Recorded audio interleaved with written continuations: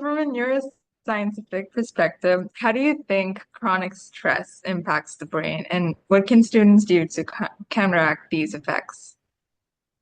Oh, acute stress, has a lot of positive benefits. Cortisol, the stress hormone, neurotransmitter, it's not necessarily the bad guy, but what you don't want is chronic stress. Chronic stress has a prolonged effect, that essentially is going to limit your nervous system's ability to recover.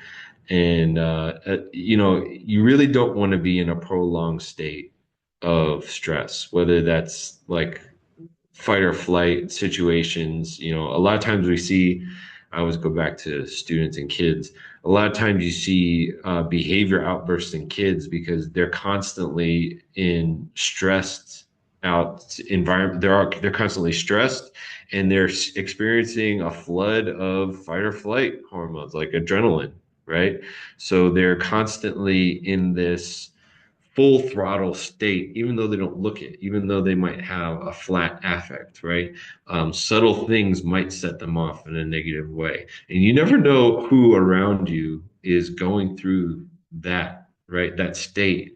And something that seems totally innocuous, something that seems totally innocent might set them off.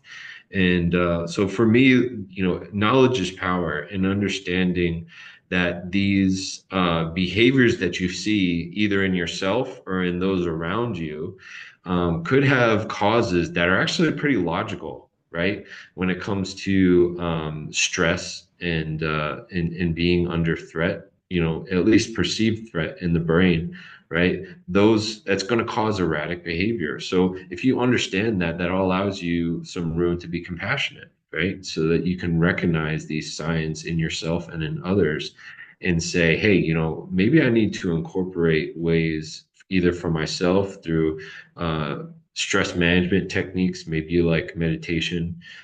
Maybe you like playing games. Maybe you like getting out and going for a walk, spending time on the beach. Like this ties back into that mental health thing, right? You've got to put these measures in place to make sure that you're regulating your nervous system, right? You're getting yourself out of those stress situations and that at least you're giving. I know that sometimes prolonged stress can be difficult to avoid, right, because of circumstances that are around us, but we can at least give ourselves breaks from that, right? You don't have to be in that mode 24/7, right? Give your body a chance to sort of reset itself.